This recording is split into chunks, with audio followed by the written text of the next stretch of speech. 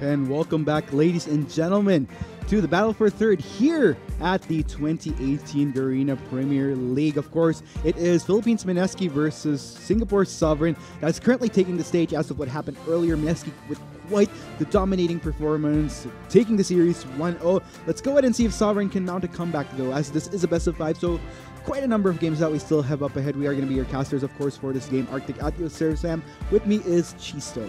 Yeah, and of course, after watching that first game, MSK looked very, very dominant, really shaking off what happened yesterday and moving forward for today's Battle for Third. Yep, and I'm wondering, though, because Sovereign kind of looked shaky in that performance, even with a composition that had opportunities to have gotten potential pickoffs just to match up what proactivity MSK had.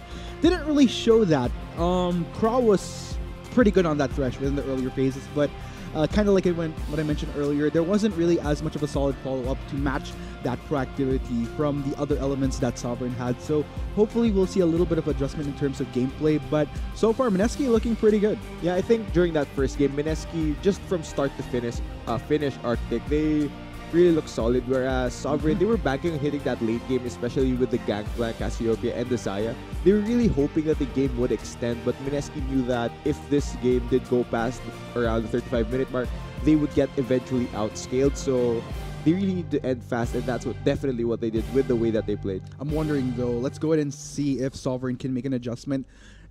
I'm not really sure if it's necessarily something that should be adjusted in the draft, because I definitely feel like it's just more of how they play out to their win conditions on the rift. So I think as far as what we could see going into the pick and ban could be pretty much the same, but as long as execution is a little bit more different on the rift, you kind of need to wake up a bit.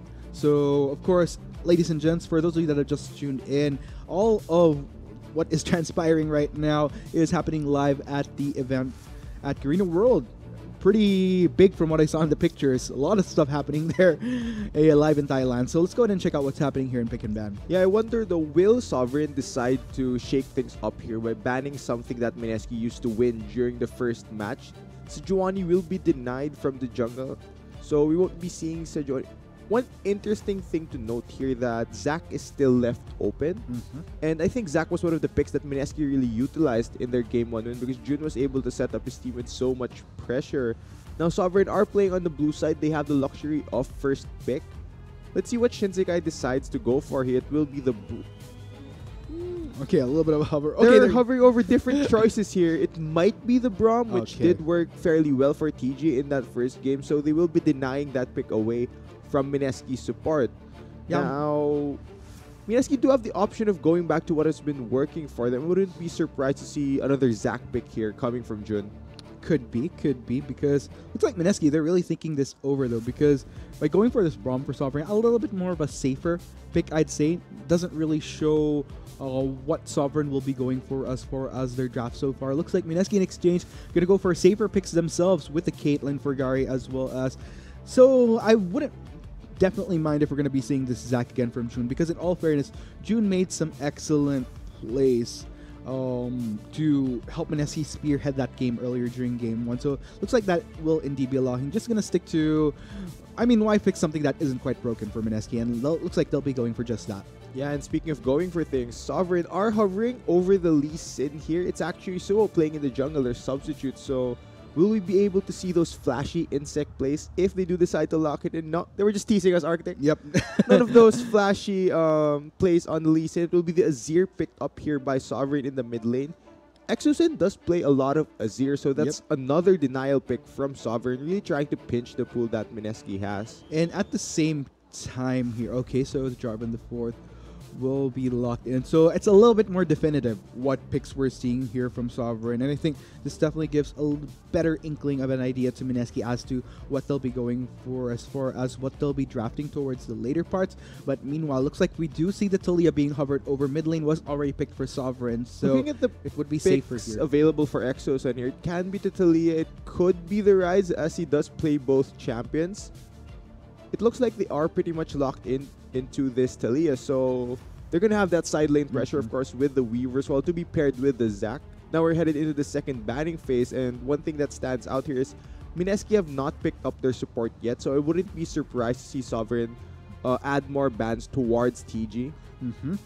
Looks like that's going to be a little bit more of a focus towards Mexi coming in from Mineski here. Again, if you're going to look at the composition from Sovereign, for those of you that have been avidly tuning into what's up and about in Southeast Asia for GPL, whether it be the regular season or even All-Stars, Arca like Mexilu and Craw have pretty much made a name for themselves as some of people to look out for from Singapore in general with what pool of talent that they have in their country. But meanwhile, being thrown out there is going to be Morgana might be a good ban here for Sovereign because Morgana does deny this. Actually, going to be the Leona. So, if Mineski want to go that route, Morgana Caitlyn is a very strong bot lane, and it does deny a lot of the engage potential that Braum brings to the table, especially with his concussive blows. Might be the Alistar though for TG here. Yep. Looks like Mineski just going to go straight away to take their support, and that will be a lock-in. So that's a lot of alternatives there for TG. And it's interesting because if we're going to look at what Sovereign has banned out, 3 support champs particularly dedicated to kind of dwindling down what TG could exhaust as far as his pool, but just going to secure that Alistar right off the bat. Yeah, I would have loved to see Mineski lock in a Morgana because it does assure that the Caitlyn will get lane priority. You always want to have that pushing lane down in the bot lane, and having double range means that you will always have that advantage.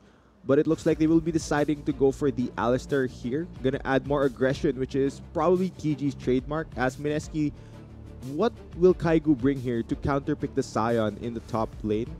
There are some champs available, such as the Gnar, which is, I do think, does very good, but the Cho'Gath as well, going to be able to hold down the Sion at least. So, tanks up in the top lane, Arctic. One of the best things to watch in League of Legends. Yeah, it's just going to be scratch after scratch after scratch. But there you have it, guys. So, compositions locked in here for both sides. Interesting enough, though, Sovereign going to be sticking with Desaya for Mexi. If anything, Mexi did not have a good time on this champion during Game 1, without a doubt. So I think this will be a pretty good opportunity for the marksman of Sovereign to make up for lost ground here. Yeah, I think during that first game, he got focused a lot on Desaya. Like, regardless of him having both the Feather Storm and his Flash Force safe, there really wasn't any choice for him to get away, as are going to be heading into the game fairly soon.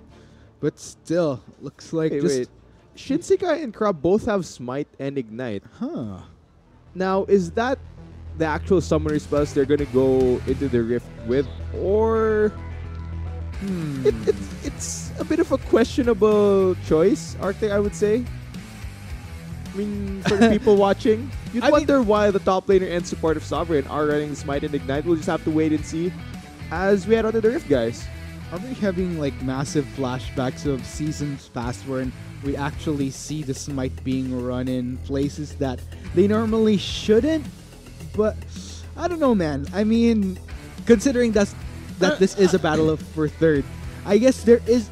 I do believe I'm that baffled. compared to the final today, this matchup definitely has less bearing, but it's still important nonetheless. Definitely. I mean, this is what I've been talking about earlier. Why not end GPL on a high note? But then again, I guess if Sovereign can pull it off, not only can they say that, hey, we finished up on a high note, we also finished it with something a little bit more unorthodox that we brought to the table by taking that risk to bring just that onto Mineski. But let's go ahead and see if that is indeed the final takeoff right there for Sovereign as we head on to the Rift. Once again, ladies and gents, this is the battle for third happening right now at the 2018 Garena Premier League spring season. This is going to be a battle between Sovereign of Singapore and Mineski of the Philippines. All right, guys, it looks like they were actually messing with us during Champ Select, as Decimating Smash, I do believe, will land onto Kaigu. Not much damage though. It's Cho'Gath versus Sion, Arctic. Yeah, just a little fairly non-interactive lane.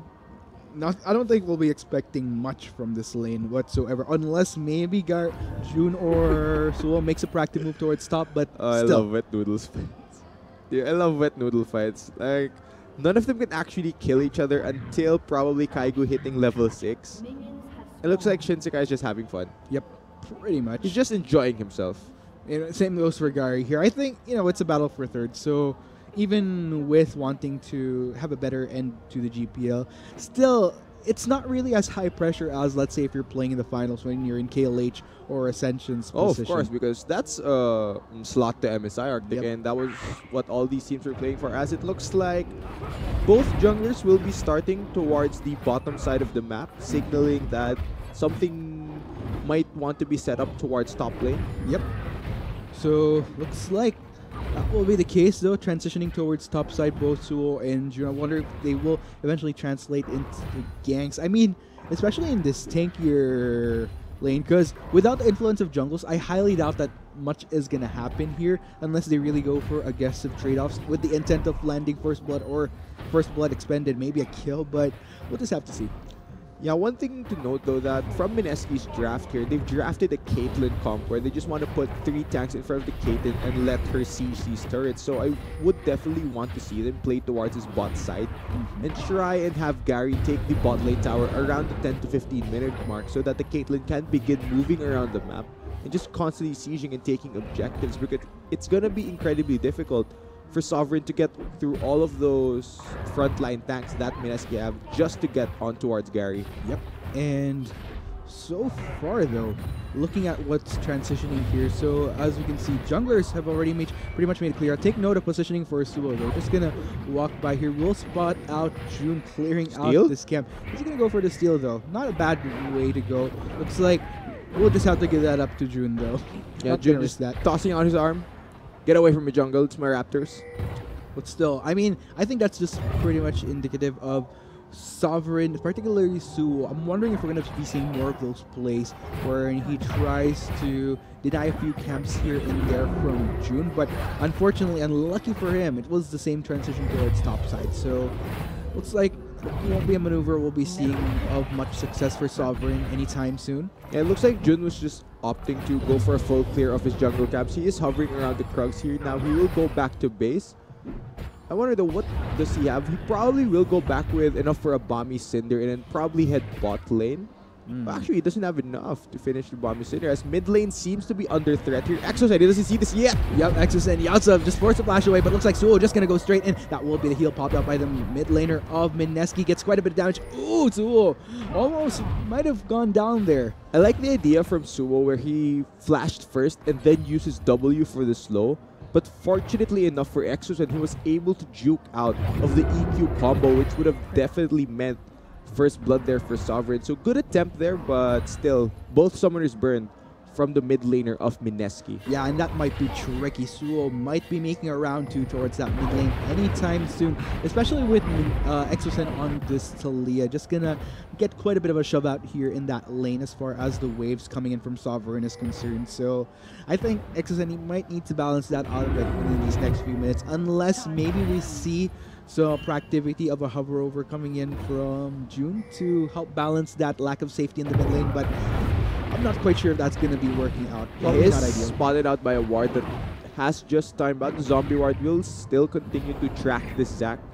And I think in the early game, keeping track of the Zac specifically is very, very important, because he does apply a lot of pressure, especially during the laning phase, where I do believe he's most threatening as a jungler, jumping out of the Fog of War, having the range in that elastic slingshot. Meanwhile, looks like Kaigu just going to get pushed out here by Shunsakai. If you're going to notice, Potion was already chugged by him. Meanwhile, the Scion still has that upper leg. He's a little bit healthier on health as well, so I think Kaigu just gonna want to try to utilize that passive to get a few of his energy back there. Yeah, game still looking fairly even. I do believe Jun is up 1 camp because he did steal away the Raptors when Suo went for that gank. Unfortunately, he got too low enough, so he had to recall. And the jungler of Mineski had a good read. He will have a bit of an advantage here on the Zac. It's yet to translate though into any kills yet for any team. So far though, I mean, this is pretty much calm amidst the proactivity from Suo earlier in this mid lane, but June, okay, just gonna kind of make a walk by, but yeah, just very calm from either side. Oh, Exosen does not have his flash, and Jun just burned his elastic slingshot. Ooh, that is somewhat unlucky for the mid laner of Mineski. Just no chance with both summoners down, and that is going to be first blood going to Arikelic of Sovereign. Yeah, 2 ships passing in the night there. Jun was around the mid lane to try and protect EXO, but the moment he channeled his elastic slingshot to head over to his Raptor rank, Suo immediately arrives to punish the flashless EXO, and as bot lane seems to be the next target here for Sovereign, the train not gonna hit anything. Yup. Good attempt there coming in from Shinsekai, making the... That was quite the travel all the way down to mid lane, but of course... They heard him coming. Yep. Interesting though, I like this move from Sovereign. I mean, with the absence of Shinsekai towards his top lane, Suo pretty much has it covered just so that Kaiger couldn't take advantage of the absence of Sovereign's top laner to deal with. Oh, but that's going to be an initiate coming in from TG right there. Looks like he's going to go straight, going to get a bit of a hold onto Croc. Croc going to block off what he can, but Gary very much intent on getting as much damage, and that will be the bot lane of Sovereign just backing away for now. But XSN, is he going to make a move? I think both... Oh, this is going to be a dive, Arctic. Yep, that is going to be a dive. Craw will get isolated, forced to flash over that Weaver's wall. Not a bad trade-off right there, I'd say, and that will allow Mineski, especially Gary here, to get a little bit of a shove out here in this bot lane. Yeah, and I like what Mineski are doing, really trying to help this Caitlyn get out of lane early, having her get more damage towards the tower. The moment that Gary and TG are free to roam around that map is the moment that Sovereign will be in really big trouble here, Arctic, especially since the Caitlyn already has this quite amountable lead. But meanwhile, looks like Mineski, they're going to try to make a move here onto Arikelic, just going to style his way. June will get the elastic slingshot, connecting with the Let's Bounce. That's going to be a full convergence right there. Beautiful layering of a set from June to secure that kill onto the mid laner of Sovereign. Yeah, that was well played by Jun. And one mechanic that you can do on Zac is once you're flying in the air, you can buffer your ultimate so that the moment you land, you instantly cast, as mid lane seems to be under fire again. Exosen still has no flash. Yes, Exosen looks like Sovereign just going to go straight off Vengeance for their fallen comrade right there. So interesting response right there. I mean, Exosen might have lingered there for a bit, but then again, I'm surprised that there wasn't a call of absence that would have otherwise prompted Exosen to back away for now. Yeah, Exosen was a bit overextended, but going back to the Zac mechanic I was explaining, I really love this mechanic, Artie, because once you're flying in the air with your elastic slingshot, you can buffer your ultimate so that the moment you land, you immediately cast Let's Bounce. And what that does is you become instantly spell immune once you land. That's why the Emperor's Divide did not connect onto Jun, which could have denied the possible kill. So great show of mechanics there by Mineski's jungler. Come to think of it, I guess, I mean, with those plays coming in from Jun, it's just pretty much a clear demonstration of why he was so efficient on this Zac during Game 1. Gonna pull off that same feat heading into Game 2. But so far from what I'm seeing here, 9 minutes into the game, it's not as definitive. Still pretty much balanced out for both sides here, but looks like Mineski gonna be a little bit up in terms of gold by the few hundreds, but nothing particularly substantial yet. Yeah, and I think discussing the Zac here, Arctic, we did talk about this during Champ Select, where I did say it might be one of the picks that Sovereign would want to deny from Mineski, but now they're suffering the wrath of this Zac just running rampant. As for Sovereign, the one positive that you could take away from them is they have been able to shut down the pressure that Exos and Stelia can apply. Aside from that initial Weaver's Wall in the bot lane, we haven't seen him go for another play like that just because of the focus that both Suo and Arikelic are putting into really trying to shut down Exos and Stelia. Yep, and that will be June going in on that side brush. We'll get cut out though, so we'll just have to back away for now. Gonna clear out vision from the side of Sovereign, so maybe a few seconds time around could go for more proactivity in that mid lane, but nonetheless, still very much calm here. He's on a ward. I don't think you realized it for a few seconds there. The minions were auto-attacking him when he walked into the bush. That's how you know it's warded. Pretty much. But take note, Mexi is kind of lingering alone there, but it looks like Kral already on his way back, just making sure to reestablish vision that was otherwise cleared out by June earlier. So Sovereign just keeping on their feet though, making sure that they have sufficient vision, that they don't get caught off guard by Mineski. But it looks like June might be pushing for just that. Whoa, just cancel out that elastic slingshot though. Yeah, only level 7 on this Zac means that the elastic slingshot won't have enough range yet to reach that far in the lane. Arikelic really respecting the fact that Jun can pressure him as bot lane is the target. Yup, looks like Mexi just gonna dodge out on that elastic slingshot, but that's gonna be a full-on fight. Members of MSK are going straight in. That's 4 members going for the convergence. They're gonna go for Kra first. June takes quite a bit of damage from that turret, but that doesn't deter MSK. They're gonna get Mexi as well in what ends in a 2-0. MSK balancing that out beautifully. Yeah, that's exactly the play that Mineski want to do. They want to get this Caitlyn outside of lane around this timestamp, and they can easily translate this into a Mountain Drake if they do choose to. Now, the Caitlyn is now at such a point of power. They're going to be able to rotate around the map with Gary and then begin chipping away at all of these towers that Sovereign do have. So that's a big win for Mineski, really playing towards their win conditions. Yep, and with that, taking a turret, getting those 2 kills, again, it's just added value going straight for this dragon as well. So this is going to be the build-up that is kind of mirroring what happened in game 1. So I think it's really up to Sovereign. We're reaching a point again where later on, I'm wondering if they could push for proactivity, because again, from what I'm seeing here with the composition that they have the tools to do so. But can they pull that trigger? Because if this is going to be another scenario as to what happened during game 1, then I'm kind of worried for Sovereign in the long run of this best of 5.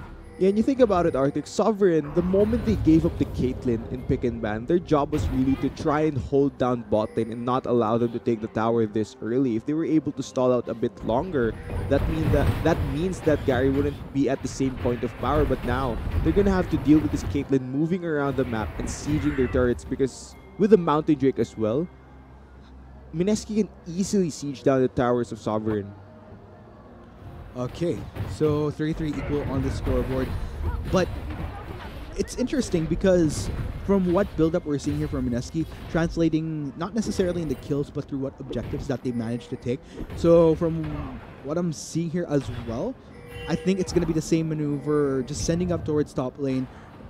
Gonna want in on that next turret. So I think Sovereign, if they've learned from what happened during game 1, they're just gonna bolster their defenses, avoid losing out on first tier turrets, because that's where Mineski really got the ball going during the previous game. So I think that's what I'm looking for from Sovereign, not just proactivity, but that adaptability to have learned from their mistakes during that previous game. Because so far, it was okay during the earlier phases, I will say, but I think the true test will happen once we do hit that mid and late game, because that's where they did kind of get shaky when playing from behind. Yeah, and look at this, Arctic. Gary has opted to go instantly for the static shift instead of buying an Infinity Edge first for more single target damage.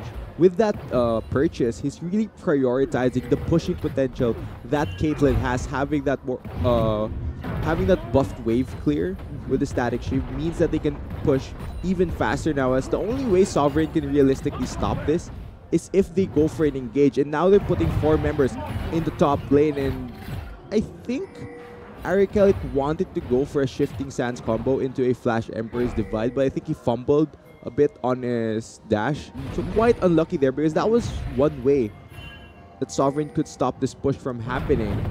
And now we're going to see a dive here. Elastic Slingshot. Yup, that's going to be Elastic Slingshot right there. 3 members of Mineski. They're going straight into Overwhelm Sovereign once again. Mexi and Crowd, they're on the run for their lives right now. Mexi looking quite low. Shinsekai coming into the back line. It looks like Sovereign falls in on the response. All 5 members are in the vicinity, but that's going to be the marksman backing in for now. Exocen will come in with a response as well. Shinsekai getting Gary. TG, he's looking very low as well. He's trying to walk this out. Kaigu has joined the fray finally, but is he a bit too late though? That's going to be Sovereign taking 2 members of Mineski down. That's the bot lane expended. Looks like this fight is over just yet though. Sovereign looking very messy indeed, so that's gonna be a lot of health bars down for Sovereign. They're suddenly turning their backs right now. Kra just limiting himself to the straight. Shinsekai, he's trying to do what he can in this fight, seeing a lot of low health bars from Mineski, but unfortunately does not succeed in the takeoff in quite the prolonged fight. Mineski, they're going for Kra. That will be the double kill for Kaigu. Mineski actually wins the back end of that fight just because Exocen survived for so long. He was able to dish out so much DPS on this delay. I actually thought that Sovereign would have won that, as Mexi, I think he's gonna die here. Yep, and that will be the kill. Mexi, I like the idea of the defense, but I mean, he was pretty much expended low in that fight. The best he could have done was just back away, but suffering as a casualty, not really helping Sovereign's cause here. In all fairness, Sovereign did manage to get Mineski's bot lane right there, but in the midst of their advantage, take note, they were fighting almost near under turret, so you would have expected that it could have gone in favor of Singapore Sovereign, but in the end, I'd still say that Mineski managed to claw their way into having the better advantage in that fight still. You know what's interesting there? Regardless of Mineski's solo laners being late to the party, they still won the end of that fight because Sovereign were able to take out Gary very, very early. And you know, Mineski didn't have any business diving there. All they needed to do was push the tower with the Caitlyn.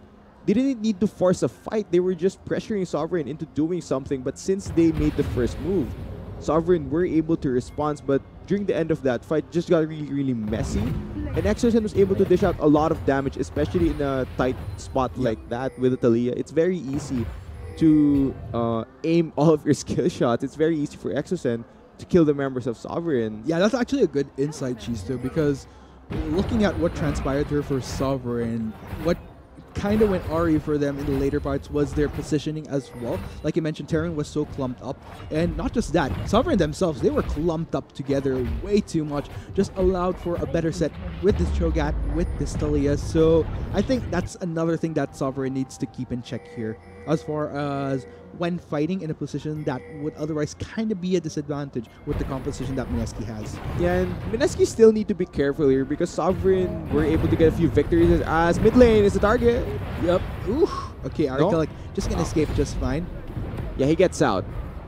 Not enough follow-up there from Mineski. Wait, we're still going. Yup, they want to get in a full in so, but that's going to be an initiate coming in for Shinsekai to re-engage for Sovereign. Yaoza Mexi just decimates Exocen, and that will be TG as well going down. Not sure what Mineski was going for there. It looks like, are they going to lose out on more here though? It looks like Mineski will back away. Suo looking quite low there. Kaigu just going straight in on the fight. Sovereign looks like they're on the run. Even with 3 members of Mineski chasing them down, they're very much respecting low mana bars across the board for Sovereign, not being able to turn things around, even in the midst of the numbers deficiency Mineski has. Looks like Shinsekai might be the next to fall. Just one more hit. Gary getting the kill, and that will be a pretty balanced out fight, I'd say. Coming in from both sides. Will be 2 for 1, I believe, because Exocen did go down during that fight. I think Mineski will be able to break the mid lane outer turret of Sovereign. This baffles me, Chisto, because if you're going to look at it, even with the proactivity coming in from Sovereign, getting the reinitiate onto Mineski, if you're going to look at the bigger picture as to what value each team gets, it's mostly still Mineski being able to take down that mid turret, even in the midst of losing out on both TG and Exocen in that fight. So it's just honestly baffling with Sovereign right now. What really surprises me here is Mineski's opting to risk their lead here with team fights. They have no reason to fight Sovereign here. As you see, they already went for the initial engage onto Arcalic. Now Jun, he wants more. That's why he goes for this dive. But the re-engage from Sovereign initially was great. They were able to instantly delete Exocen from that fight. But it goes so long that the Caitlyn just outshines Zayak. Gary is at that power spike where he just deals more damage compared to Mexi, and the work that Kaigu does here, just zoning away both carries from dealing any damage to the key targets, and deleting the Zaya as well with the Cho'Gath, of course, feels bad. So, I mean, even in this prolonged fight right here, Gary just hitting in, trying to get who he can, even in the midst of Sovereign's escape. But it looks like they're going to try to balance things out by going for the Sprint Herald. Oh no, Exo was able to get the dragon there, and looks like this might be a fight. Mineski is going to take it right there. That's going to be quite the knockup onto the members of Sovereign. Mineski is dictating this fight quite heavily. 2 members of Sovereign instantly taken off the board here. Suo gonna get the reinitiate, manages to take down Exocen in Vengeance, but that might be at the cost of his life right there. Gary looks like he's not gonna pursue that Jarvan, and that will end in a 2 for 1. Exocen being the one to fall for Mineski. I like how Exocen just face checks the bush as a mid laner, and in the end he will get punished for that by having his 4th death of the game, not having the best KDA. But yeah, Mineski do secure the team fight win. I do believe the Rift Herald did it go down? Okay. Actually, so many things happened. I didn't realize that if the Rift Herald did go down to anyone, it didn't. So Baron did spawn. So in the end, Mineski's still winning that fight. Yeah, and of course with Baron up, so I think this is going to be, again, another scenario, all eyes on this particular objective. Looks like MSK does have that upper up in terms of establishing control with the vision that they have. More defensive though, towards their own jungle, but still. Okay, we're still fighting, I guess. Yep, that will be Sovereign. They do manage to take a turret though, but they're going to turn things around. They're going to try to get more value out of this. Kaigu is going to be the first to fall here for MSK. The rest do manage to back off, but Sovereign, I think it's kind of a balance here of Sovereign. Okay, we're finally seeing proactivity from them, but at the same time, MSK has their own forms of stumbles as well in this fight. You know, my only question here is why does MSK keep looking for these fights when they have no reason to? They had the Fed Caitlyn that had a fairly comfortable laning phase. All they had to do was push at these towers and really pressure Sovereign into making bad decisions using the map pressure that the Caitlyn can provide. But since MSK kept opting to risk their lead with these fights, they're giving Sovereign more opportunities to claw their way back into this game. So, I'm wondering though, MSK, are they going to continue to make these errors that would otherwise allow Sovereign to have relevance in this game? Because if anything, this gold lead has been just pretty much playing stagnant right now. It's a sizable amount in favor of MSK, but hasn't been going beyond that because of these mistakes being happening back and forth. Yeah, and you have to wonder where the next mistake might happen. Arctic Baron is on the table. MSK do have double Mountain Drake. That means that it's incredibly tempting to just go in and rush this Baron down. They also have the Cho'Gath to chomp that down as well. So Baron definitely looking like an incredibly juicy target for MSK to set up around. If they do not do this properly though, and Sovereign are able to make a play around that area, it might mean that Sovereign have that way back in. Yes, and if you look at things, MSK having better control over this Baron side right now. Mostly Sovereign's vision just limited to defensive, but looks like they are making a convergence here in this mid lane. Are they going to try to go for a siege here? Looks like that might be the case. Like I mentioned, if you're going to look at the tools that Sovereign has, they could go for it. Ooh, a bit of a chunk there onto Arcelic. He'll be just fine though. Just going to walk that off. Now MSK need Gary to be in this mid lane, to be the guy that shoves the wave into Sovereign. Mid lane priority is incredibly important when setting up for Baron, as it looks like Jun just going to use his Elastic Slingshot to clear more vision. A bit fearless right there. It's going to be a turn here for MSK though. Are they going to be going for this Baron eventually? Because they have superior vision in the area. They can just use it to bait, or they can just rush it down. They're using the Weaver's Wall to cut off the members of Sovereign. Yep, but that's going to be a teleport popping in from Shinsekai right there. It looks like Sovereign going to try to go for the steal. Unfortunately, that won't be the case. MSK managing to salvage it, but looks like MSK with the Baron, they're going to turn onto the fight now, bringing it to Sovereign. That's going to be two members decimated right off the bat. The rest of Sovereign, they're on the run for their lives right now, so looking quite low, but it looks like the next casualty is going to be in the form of Shinsekai. Actually, he manages to unstoppable onslaught his way out of there, but looks like June not going to take Mexi any have the same face, here. Mexi just going to juke it out there. Suo is there to go for the support. The rest of MSK, where are they? Looks like that's going to be one with the passive. Will MSK make it in time to salvage their jungler? Looks like Gary actually, the damage onto that Jarvan, insane. And June lives to tell the tale. Looks like they're going to continue to pursue. Mexi right here, forced to pop his heal for the extra movement speed. Should be coming off cooldown soon. It's going to be MSK going to going straight in again. So Yatsa knocked up onto Mexi, is able to take down June before he goes down himself. Small vengeance right there, but then again, okay. Yeah, June really wanted that kill, and now MSK's bot lane, they do have the Baron still. Things have gone quite messy here, Arctic, but still MSK getting the win as bot lane seems to be under fire. TG does not have his ultimate. Needs to be very careful. Oh no. Kaigu's gonna chop down Arcelic. Oof. And that's going to be the takedown. Oh, no. Okay. Okay, a little bit of a balance out right there. Arcelic, Mexi, and Krog go down in the midst of that. That's scary. And Ignite popped up by TG.